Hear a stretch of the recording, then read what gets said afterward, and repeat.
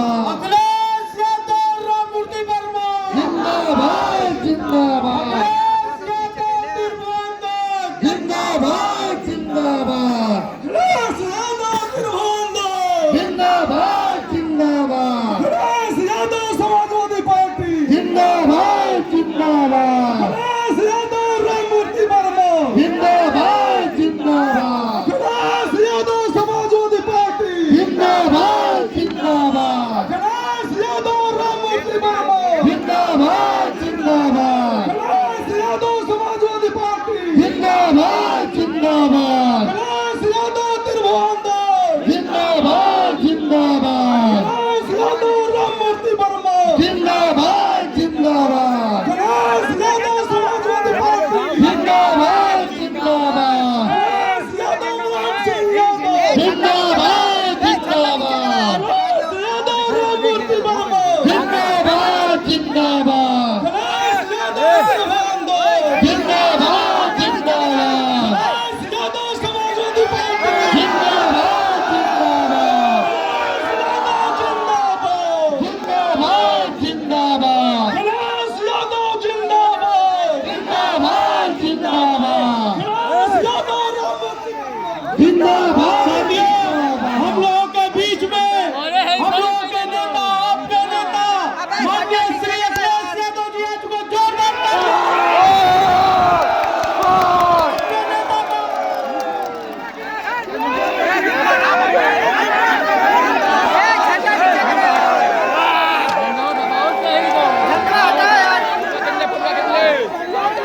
झंडा नीचे कराओ, झंडा नीचे कर यार, साथियों झंडा नीचे कर, झंडा नीचे कर यार। अकबर की धरती पर इस प्रदेश के होने वाले मुख्यमंत्री हमारे महबूब नेता श्री अखिलेश यादव जी आपके बीच में हैं। मैं चाहता हूं तालियों की गड़गड़ाहट से स्वागत करें झंडा नीचे कर यार, क्या बताइए। अबे झंडा और मैं अपने महबूब नेता को बिना कोई समय लिए हुए मैं चाहता हूं और आलापुर विधानसभा के कर्मचारी साथियों को जो 3 मार्च को इतनी बड़ी संख्या में वोट डालने जा रहे हैं, सबके निशान पर उनका स्वागत अभिनंदन और अपने संबोधन द्वारा अपनी योजनाओं को बताने का कष्ट करें।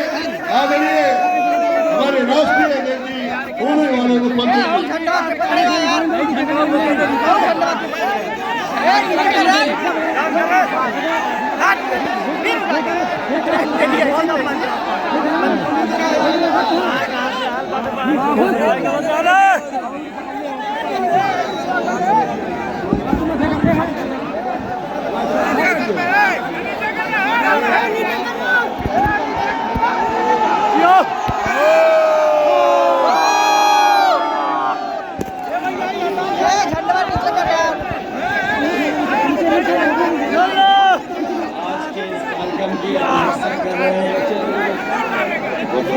हाजी अस्ताक अंसारी साहब मंच पर समाजवादी पार्टी के टांडा के प्रत्याशी पूर्व मंत्री राममूर्ति वर्मा जी आलापुर मोबाइल देखे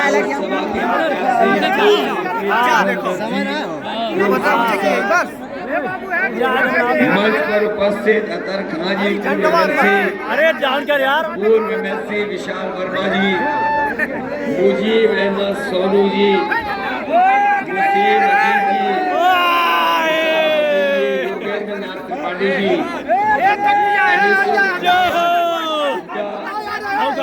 हाजी इफ्तिखार अंसारी जी, रविंद्र यादव, जी, जितेंद्र साजी, संगीता कनौजिया जी, विनोद प्रजापति, अजीत यादव, अश्विनी यादव, सुरेंद्र वर्मा जी, आनंद वर्मा,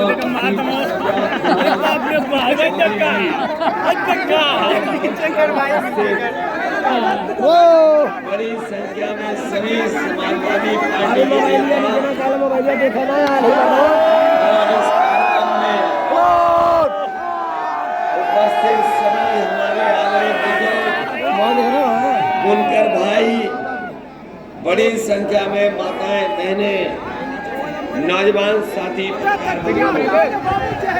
मैं सबसे पहले आप सबका बहुत बहुत धन्यवाद प्रकट करना चाहता हूँ।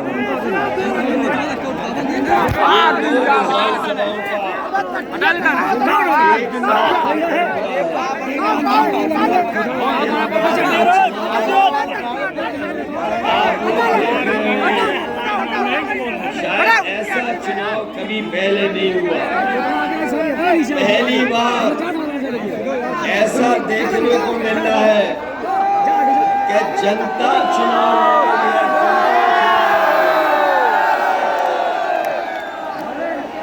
और जितना बदलाव हम चाहते हैं उससे ज्यादा जनता बदलाव और परिवर्तन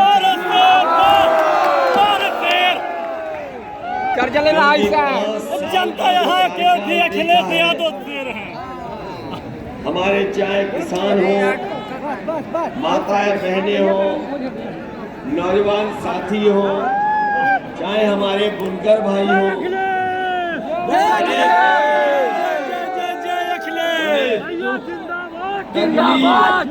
परेशानी का सामना, अगर हम 5 साल पीछे देखते हैं और 5 साल का जो कार्यकाल भारतीय जनता पार्टी का सरकार का गुजरा है, अखिलेश यादव अखिलेश यादव कोई ऐसा नहीं है जो आज संतुष्ट दिखाई देता हो। मैं पिछले पहले चरण से जनता में और जनता से अपील करता आ रहा हूँ और जैसे जैसे चुनाव आगे बढ़ रहा है, वैसे बढ़ रहा है। जनता के बीच में जोश और उत्साह दिखाई दे रहा है। ये जोश और उत्साह ऐसा है कि भारतीय जनता पार्टी, मैं अभी जलालपुर होकर के आया हूँ। जान रहे हैं। अकबरपुर में 2 विधानसभाएं जो आती है, अकबरपुर और कटेरी, और अभी 2 विधानसभाओं का कार्यक्रम हो रहा है। मैं ये कह सकता हूँ कि इस बार इस जिले में किसी का खाता नहीं खुलने वाला। बताओ 5 की 5 जीत रहा है कि नहीं जीत रहा? 405 बीजेपी शून्य हो गया, शून्य।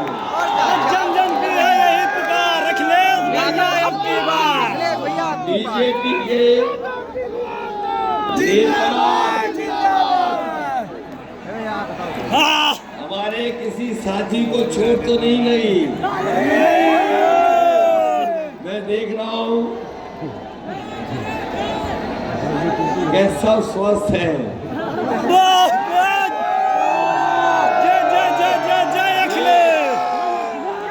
रैली कम रैला दिखाई दे रहा है और दोनों तरफ सड़क भरी दिखाई दे रही है। दोनों तरफ सड़क भरी हुई है। अरे आवाज लखनऊ ले जाएगी, राजधानी ले।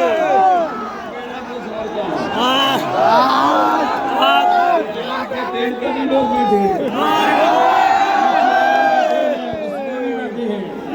गर्मी है। पेड़ हवाले दें इसमें भी दिखाई दे रहे हैं लोग। ये यू के लपटेस पे चढ़ नहीं सकते तो केवल ऊपर तक दिखाई दे रहे हैं। ये आम की जो ऊपर डाली है वहां भी पहुंच गए हैं। पीछे देखिए पेड़ तक, जो पीछे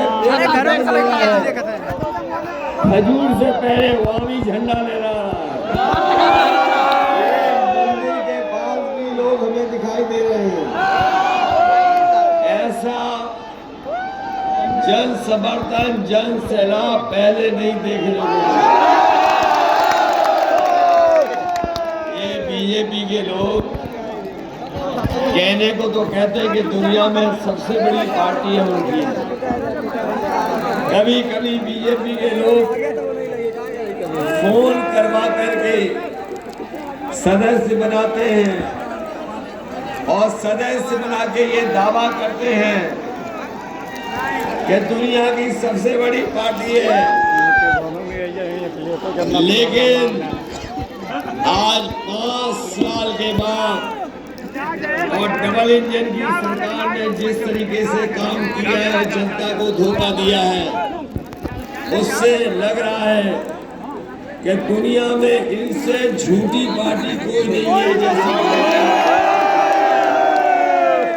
डबल इंजन डबल धोखा दिए हैं। इनके नेताओं ने वादा किया कि जब सरकार में नहीं होगी तो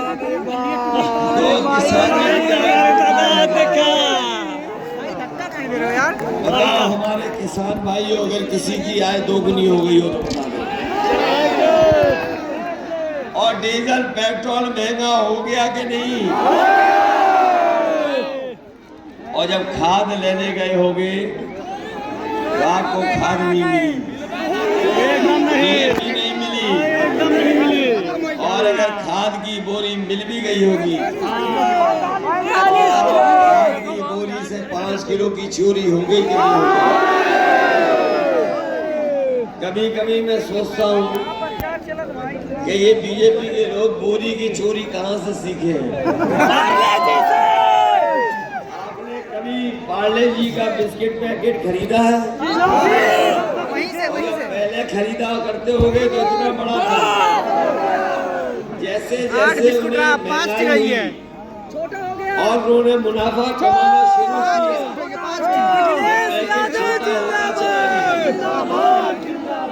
बताओ जो इतना बड़ा पैकेट था अब इतना मिल रहा है कि नहीं मिल रहा है? लगता है बीजेपी के लोगों ने चोरी वहीं से सीखी। और याद रखना, 5 किलो चोरी कर रहे हैं, अगर इन्हें दोबारा मौका मिल गया तो 10 किलो की चोरी करेंगे। सावधान हो कि नहीं हो? और डीजल पेट्रोल महंगा हो गया कि नहीं? और पेट्रोल 100 के पार हो गया। माताएं बहनें बैठी हैं, खड़ी हैं, बताओ गैस का सिलेंडर जो पहले फ्री मिला था महंगा हो गया कि नहीं हो गया? क्या हमारी माताएं बहनें गैस सिलेंडर भरवा पा रही हैं? सबने खाली कर दिया और कुछ घरों में 120 हो गया, 120 हमारी माताएं बहनों ने उसके ऊपर सामान रख लिया। वही तो बता रहे हैं, टेबल बन गया, टेबल पहले जैसा ही बनने लगा। टेबल बन गया है। बताओ महंगाई बढ़ गई कि नहीं बढ़ गई? बढ़ गई। और इनके नेताओं को आपने देखा होगा,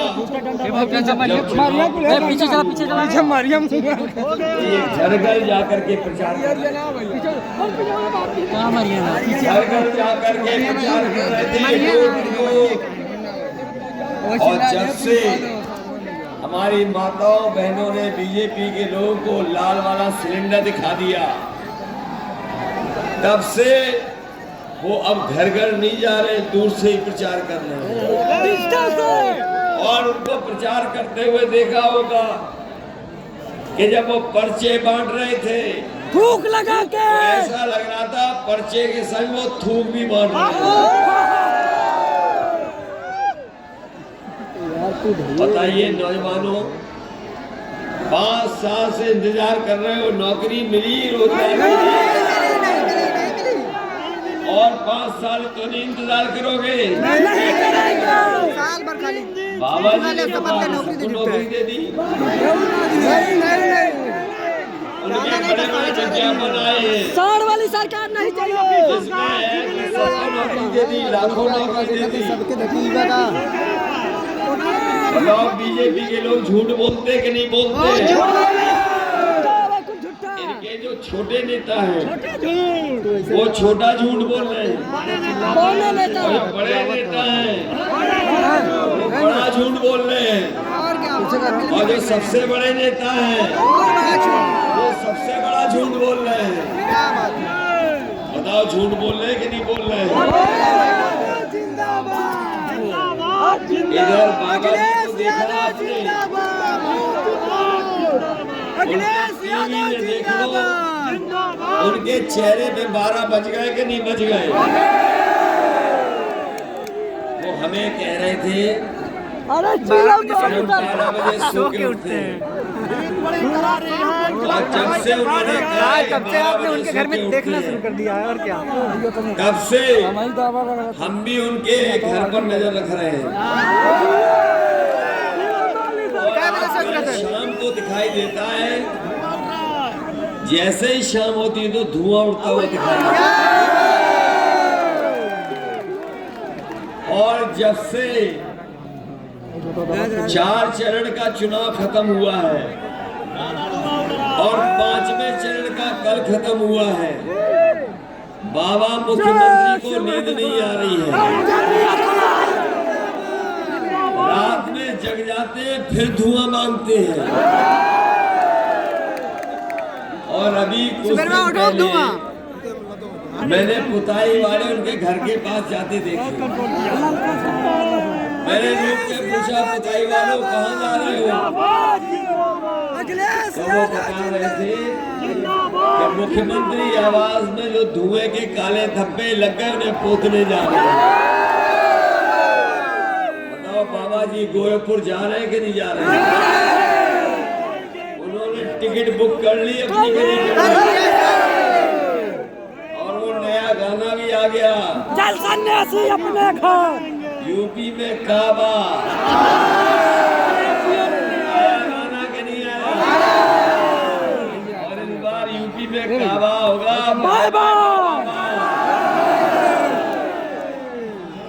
मन बना लिया कि नहीं बना लिया? मुझे तो ये लगता है कि राय बना चुके हैं यहाँ पे लोग। विधानसभा ने राय बना ली है। और बाबा जी का याद है, कह रहे थे कि गर्मी निकाल देंगे। मुझे तो ये जन समर्थन जो दिखाई दे रहा है पीछे तक, एक बार यहाँ की जनता गर्मी निकालने वालों की भाप निकाल देगी। भाप निकाल दोगे?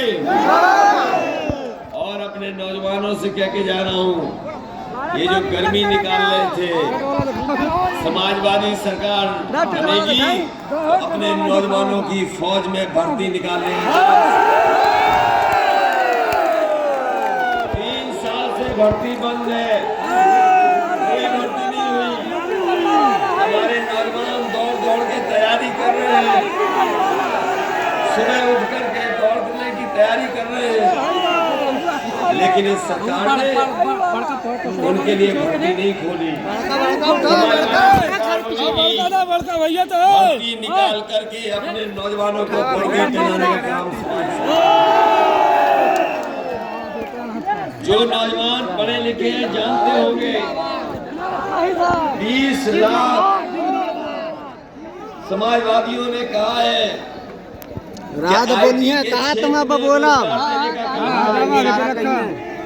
और इसलिए क्योंकि इधर इंटरनेट, मोबाइल, कारोबार से लेकर के उद्योग और नए जमाने की जो चीजें बदली हैं, उसमें बिना इंटरनेट, बिना कंप्यूटर, बिना नई तकनीक के रोजगार नहीं मिल सकता।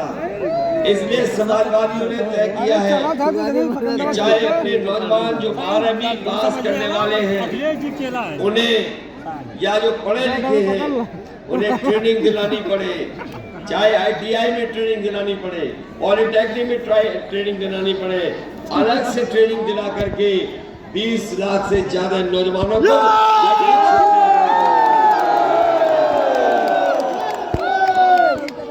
जिन साथियों को ये जानकारी होगी कि अभी सरकार में 11 लाख पद खाली है जो भरे नहीं गए अभी तक।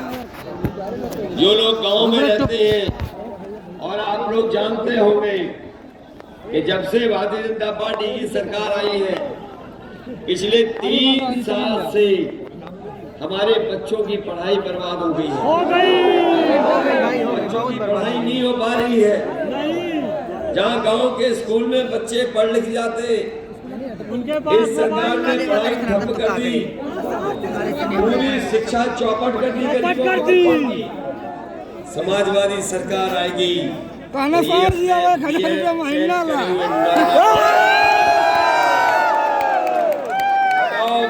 टेट वाले लोग पढ़ लिया आएगी तो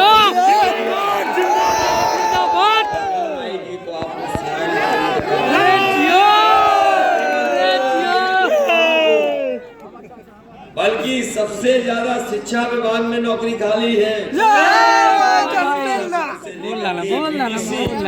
और बीपीएड लोगों को भी नौकरी देनी पड़ी। तो समाजवादी सरकार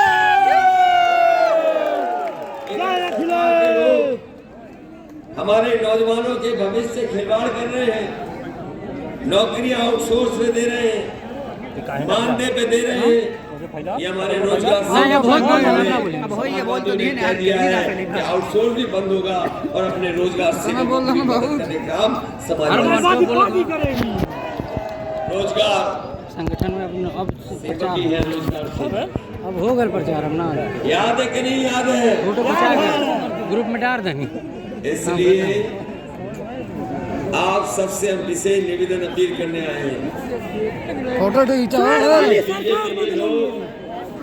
जनता को गुमराह करना चाहते हैं। जब चुनाव आ गया है तो बुनियादी सवालों पर नहीं आ रहे हैं।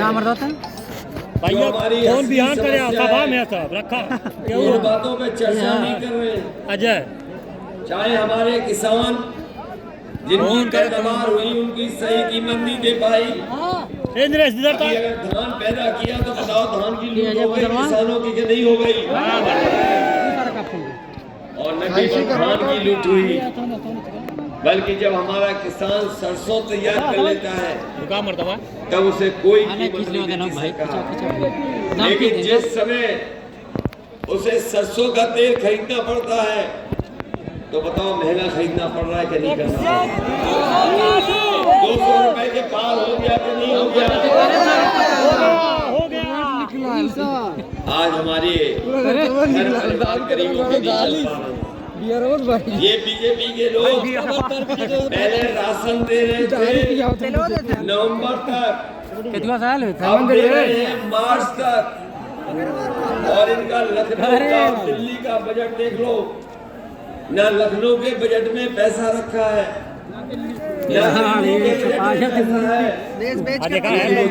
मार्च के बाद उनकी सरकार बनने वाली है। इसलिए गरीब परिवार के लोगों को हम बता के जा रहे हैं कि आप साइकिल का बटन दबाएं और 5 साल राशन समाजवादी राशन देंगे, बल्कि हमारे गरीबों को पौष्टिक खाना मिल जाए। उसके लिए घी, क्या बात है भाई, मिल्क पाउडर और सरसों का तेल 1 किलो देने का काम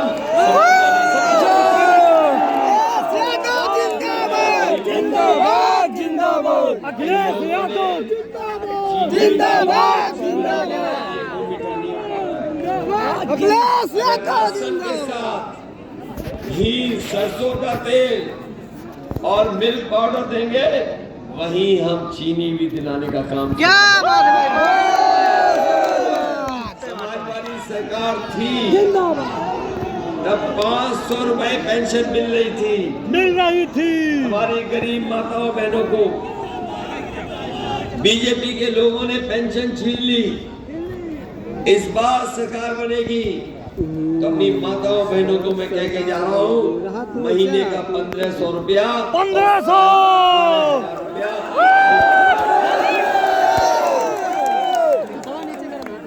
ये हमारे समूह हैं,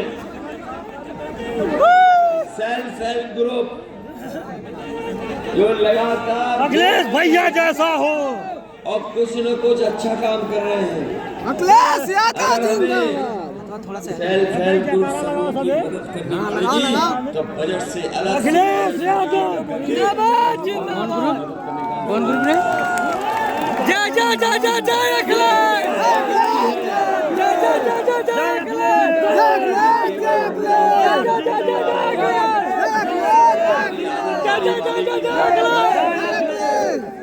आशा वर्कर जानते हो जब समाजवादी सरकार बनी है मदद करने का काम भाऊजी भाई आज इन योजनाओं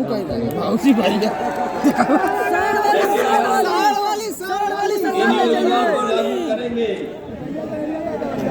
वही जब कभी बिजली का बिल आता होगा तो बताओ करंट लग रहा है कि नहीं लग रहा है? और हमारे कई साथी जानते होंगे कि बिजली का बिल नहीं दे पाए 50,000 आता है मुकदमे तक लग गए परेशानी उठानी पड़ी। समाजवादी सरकार बनेगी फ्री बिजली देने का काम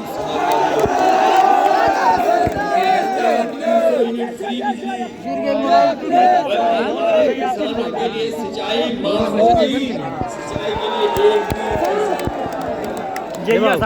हमारे और बड़ी संख्या में ये जिला फुनकर भाइयों का है। हमारे फुनकर भाइयों ने कोरोना से लेकर के लॉकडाउन में बहुत तकलीफ और परेशानी का सामना किया। हमारे फुनकर भाई इतना परेशान हुए कि उनका परिवार टूटे के आसार हो गए। परिवार में इतनी गरीबी आ गई थोड़ी बहुत दूध थपरा मारा वो भी सरकार ने इसलिए उनका भाइयों बता के जा रहे हैं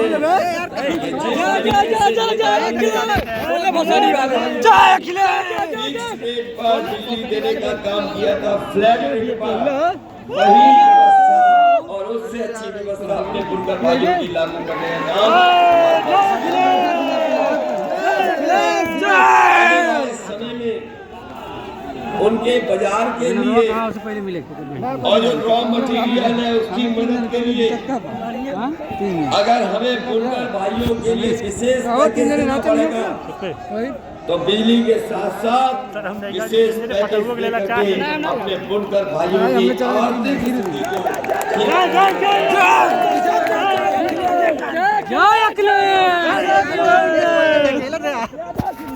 हमारे किसान भाई जानते होंगे बनी थी उनकी जिंदाबाद उन व्यवस्थाओं को भी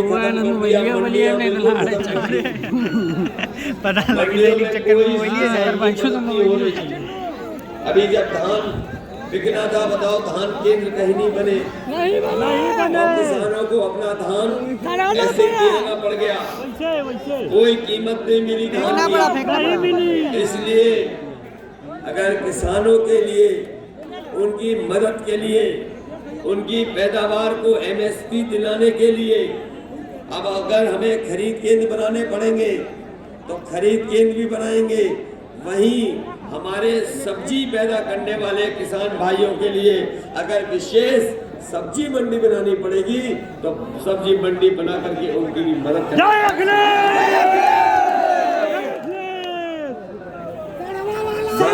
परिवार की शादियों में से लेकर के 50,000 लेकिन इस बार समाजवादियों ने तय किया है गरीब परिवार की बेटी की शादी होगी 1 लाख रुपए।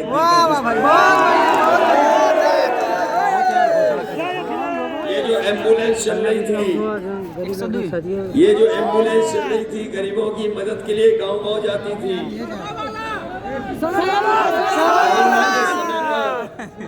सब कुछ बंद हो गया लेकिन अगर कोई मदद कर रहा था गरीबों की तो वो आपकी एम्बुलेंस मदद कर रही थी। मैं भी अक्सर से रोक कर आया हूँ आपका मेडिकल कॉलेज बना है। मैं कह के आया हूँ कि हमारे गरीबों के इलाज के लिए अगर सरकार से अलग से पैसा देना पड़ेगा तो पैसा देंगे। गरीबों को कहीं और दूर नहीं जाना पड़ेगा। और अगर गांव से अस्पताल पहुंचाने के लिए जो समाजवादियों ने एम्बुलेंस चलाई थी अगर हमें एम्बुलेंस 2 गुनी भी चलानी पड़ेगी तो अपनी माता बहनों की मदद के लिए और गरीबों की मदद के लिए 2 गुनी एम्बुलेंस चलाने का काम करेंगे। बताओ बाबा जी ने एम्बुलेंस खराब कर दी कि नहीं कर दी? और जब 100 नंबर थी तो पुलिस ठीक थी। अब पुलिस ठीक नहीं है। 12 हुई पुलिस ठीक नहीं है।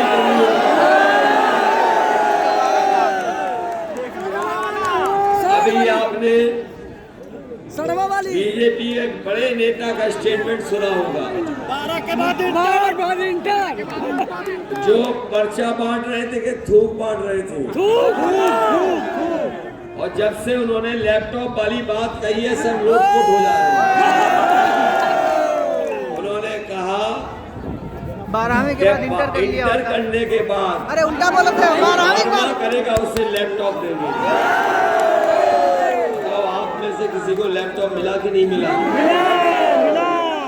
ये हमारे बाबा मुख्यमंत्री जी गोरखपुर में कह रहे हैं कि 2 करोड़ स्मार्टफोन दे दिए हैं। मिला यार। अच्छा वो देते भी क्यों? वो खुद चलाना नहीं जानते। नहीं जानते हैं। उन्होंने एक तस्वीर डाली थी, याद है कि बाबा जी पूरब देख रहे हैं और जनता पश्चिम देख रही है। तब पता लगा कि ये स्मार्टफोन भी नहीं चला सकते। कभी कभी बीजेपी वाले कहते हैं हम लोग को घोर परिवारवादी, घोर परिवारवादी। हम परिवार वाले ढोंगवादी सलाह देना चाहते हैं और सलाह ये देना चाहते हैं परिवार वाले हम लोग कि जब कभी परिवार वाले अपने घर जाते हैं तो अपने बच्चों के लिए या घर वालों के लिए कोई ना कोई सामान या मिठाई लेके जाते हैं। इस बार हम बाबा मुख्यमंत्री जी को कहना चाहते हैं 10 तारीख के बाद आपने जो 11 तारीख की टिकट बुक की है, मिठाई हमारी तरफ से। आप जब गोरखपुर जाओ कम से कम आप अपने गुल्लू के लिए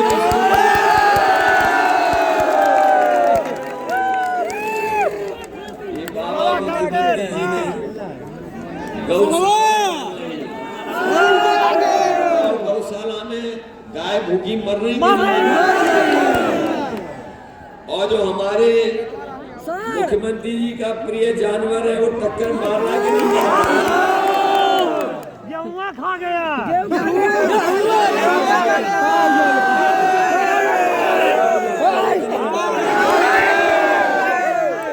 इसलिए हम आपसे निवेदन करना चाहते हैं जहाँ समाजवादी लोग बीएड टेट वालों की मदद करने जा रहे हैं, आपसे भी निवेदन करेंगे। आपने हमारा पढ़ लिया मैनिफेस्टो, हम तो आपको समायोजित करेंगे, लेकिन कम से कम आप अपने गांव में बूथ पर समाजवादी पार्टी को जिताने का काम करें।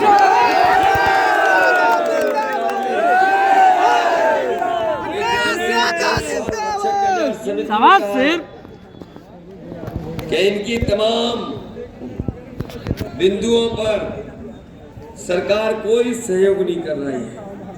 हम आपको भरोसा दिलाते हैं कि समाजवादी सरकार बनेगी तो आपकी भी मदद करने का काम होगा। हमारे रोजगार सेवक हैं, पिछले कई वर्षों से विनियमितीकरण के लिए लड़ रहे हैं। समाजवादी सरकार बनेगी तो विनियमितीकरण करने का काम भी समाजवादी सरकार में होगा।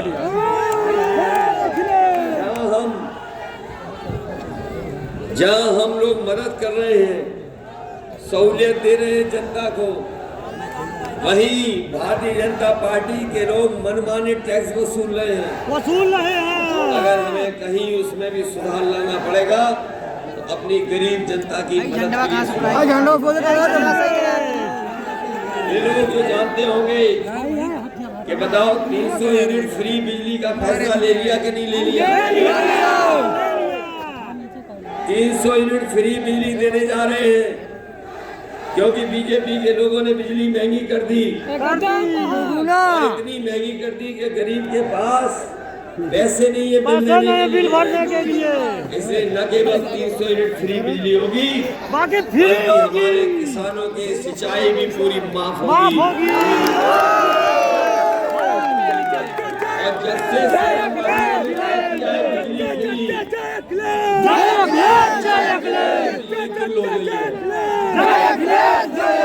कभी सवाल पूछते हैं,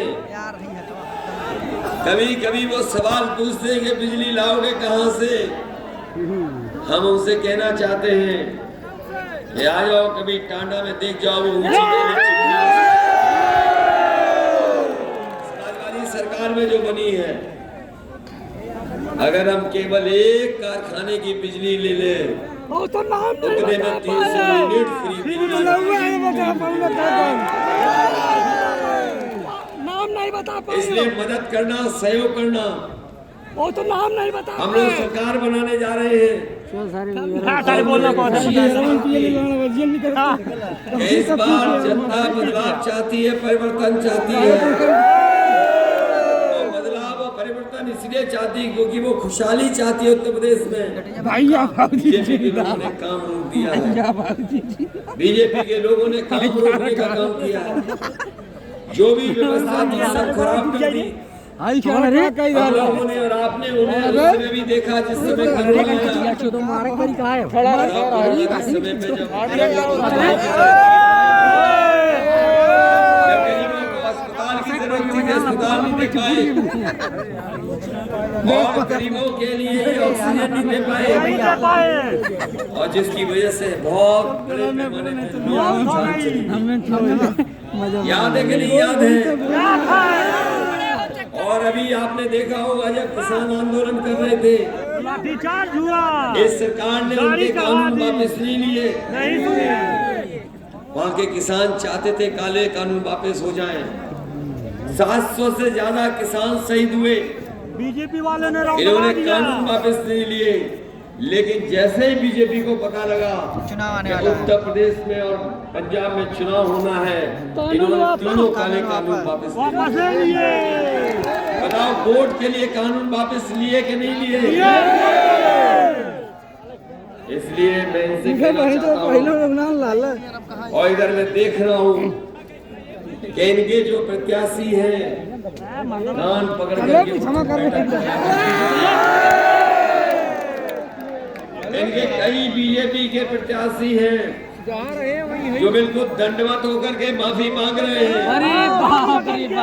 और अभी हाल में देखा होगा कि एक बीजेपी का प्रत्याशी तेल मालिश करा करके माफी मांग रहा है। मैं कहना चाहता हूं बीजेपी के लोगों को, अगर बीजेपी के प्रत्याशी 700 बार कान पकड़ करके उठक बैठक भी लगाएंगे, तब भी यहाँ का किसान माफ तो नहीं कर दोगे। इसलिए मैं आज सबसे समाजवादी पार्टी के दोनों प्रत्याशी जो हमारे हैं, मैं उनके सहयोग और मदद के लिए आपसे अपील कर रहा हूँ। आप दोनों की मदद करना, पूरे दिल से मदद करने के लिए और सहयोग मांगने के लिए आए आपसे। वही हम इस दुख की घड़ी में, क्योंकि हमने बहुत नेता अपने खोए हैं।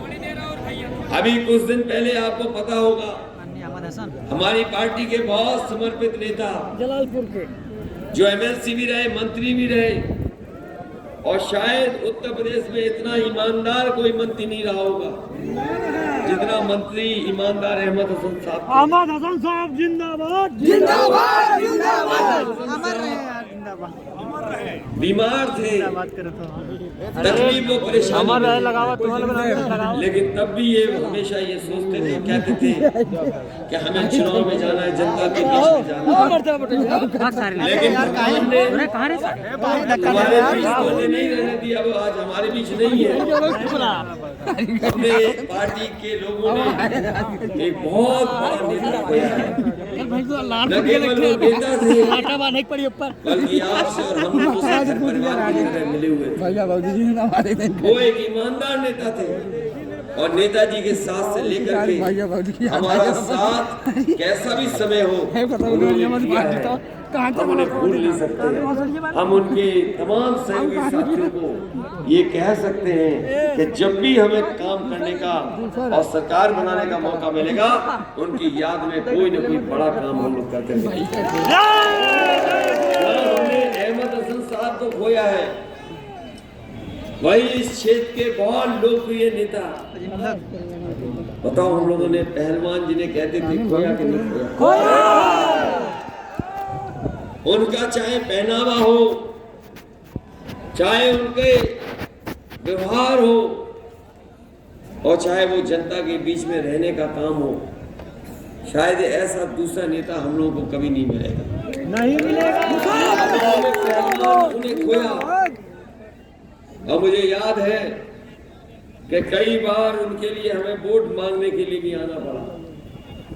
कई बार नेताजी भी वोट मांगने आए, हम लोग जिता भी ले गए, हार भी गए, लेकिन उन्होंने जनता के दुख दर्द और परेशानी को कभी नहीं छोड़ा। दुख और परेशानी में हमेशा वो पहलवान आपके बीच खड़े रहे। आज वो हमारे बीच नहीं है। न केवल हम बल्कि पूरी पार्टी दुखी है कि हमने ऐसे बड़े नेताओं को खोया है। हम लोगों ने न केवल अहमद हसन साहब को खोया है, बल्कि अपने पूरे पूर्व विधायक को भी खो दिया। भीम प्रसाद सोनकर मैं उनके परिवार के लोगों को धन्यवाद देना चाहता हूँ। मैं उनके परिवार के लोगों को धन्यवाद देना चाहता हूँ, और मैं उनके परिवार का आभारी भी हूँ। उनके बेटे हमारे साथ खड़े हैं, मुसाम, अजीम जी, ये भी लगातार संघर्ष करते रहे। लेकिन जो राजनीतिक परिस्थितियां थी, हम उनकी मदद नहीं कर पाए क्योंकि उन्हें चुनाव नहीं लड़ा पा रहे। लेकिन हम आपके अम्बेडकर नगर और यहाँ के टांडा के लोगों को भरोसा दिला के जा रहे हैं, ये नौजवान है, सरकार बनेगी तो सबसे पहले अगर मुझे सम्मान देना पड़ेगा तो इसी नौजवान को सम्मान देना। और मैं इनसे भी कहूंगा कि ये राजनीतिक परिस्थितियां ऐसी हैं जिसमें हमें फैसला लेना पड़ा।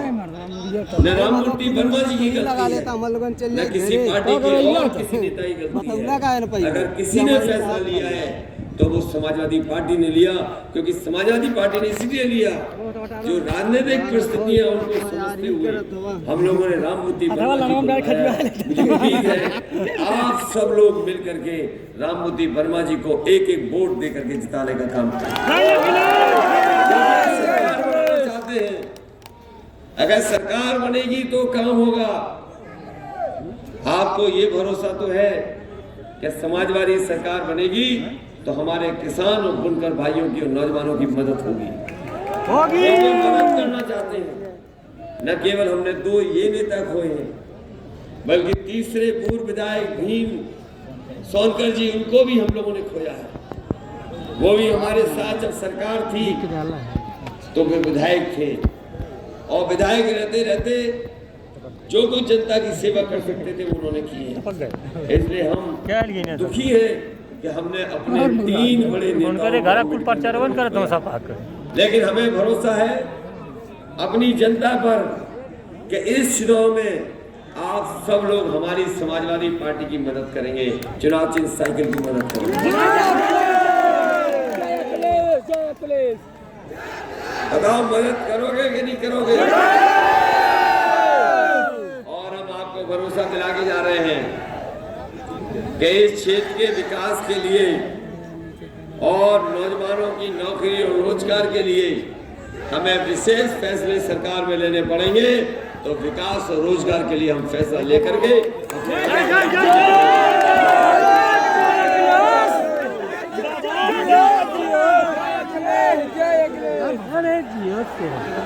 और ये जिला तो ऐसा है,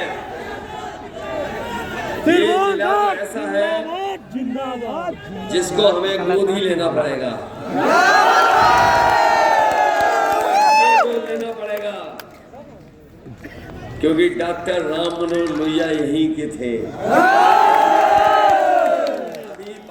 मुख्यमंत्री समाजवाद का पाठ पढ़ा रहे थे हमें।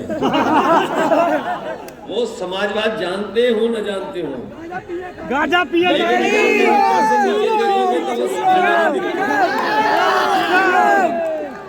समाजवादी दिखते हैं कि नहीं दिखते हैं? इसलिए इस जिले को गोद लेकर के, चाहे हमें एक्सप्रेस वे से जोड़ना पड़े, चाहे सड़कें ठीक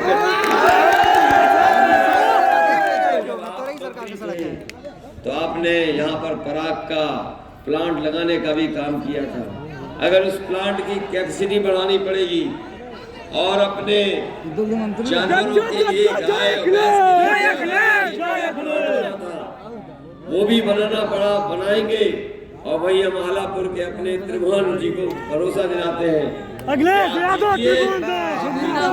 कोई समस्या नहीं रहेगी, हमें बजट से अलग से पैसा देना। इसलिए मदद करिए, करोगे कि नहीं करोगे? सहयोग करोगे? और इधर उधर जो घूम रहे प्रत्याशी उनसे बचाओगे हमें? और जो हाथी पे बैठे वो कहाँ चले जाएंगे? जंगल में देखा नहीं, बीजेपी के बड़े नेता वोट मांग रहे थे उनके लिए, मांग रहे थे कि नहीं मांग रहे? इसलिए सावधान रहना। ये चुनाव देश का सबसे बड़ा चुनाव होने जा रहा है।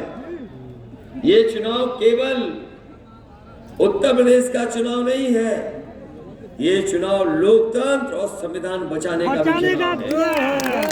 और इस चुनाव के बाद वो देश की राजनीति बदलने का काम समाजवादी लोग करेंगे। इसलिए मदद करिए, सहयोग करिए और एक एक वोट साइकिल के निशान पे डालिए।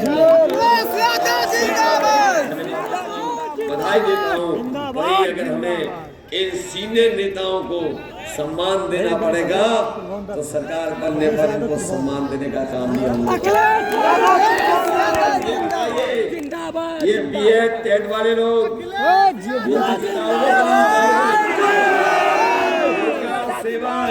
जिंदाबाद, मदद करोगे कि नहीं करोगे? और हमारे बुनकर भाइयों, फ्लैट रेट और आपके रॉ मटेरियल की मदद करने का काम समाजवादी सरकार में होगा। फौज में भर्ती होगी, पुलिस में भर्ती होगी, 11 लाख जो पद खाली पड़े उनको भी भरने का काम होगा। इसलिए मदद करोगे? हम आपको कह के जा रहे हैं, जिस तरीके से अम्बेडकरवादी और समाजवादी लोग एक हो गए हैं, हम अपने पिछड़े और दलित भाइयों को कहना चाहते हैं, ये बीजेपी हमारे हक और सम्मान को छीन रही है, आईएएस बना दे रही है। कोई वाइस चांसलर हमारे आपके बीच का नहीं बना है, नहीं, नौकरियां भी हमारे आपके बीच के लोगों को नहीं मिल रही है। नहीं, अगर 69,000 वाले जो आंदोलन कर रहे थे, अगर एक भी नौजवान होगा वो जानता होगा नौकरी में भेदभाव हुआ कि नहीं हुआ। इसलिए समाजवादी और अम्बेडकरवादी एक हो जाओ और संविधान और लोकतंत्र को बचाने के लिए साइकिल का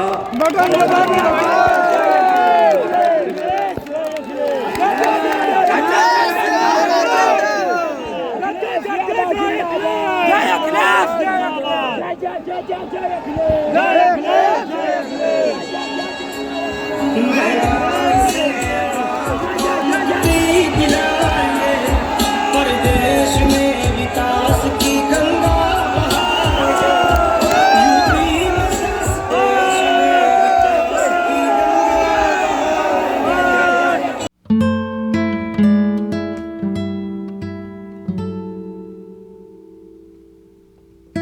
Thank you.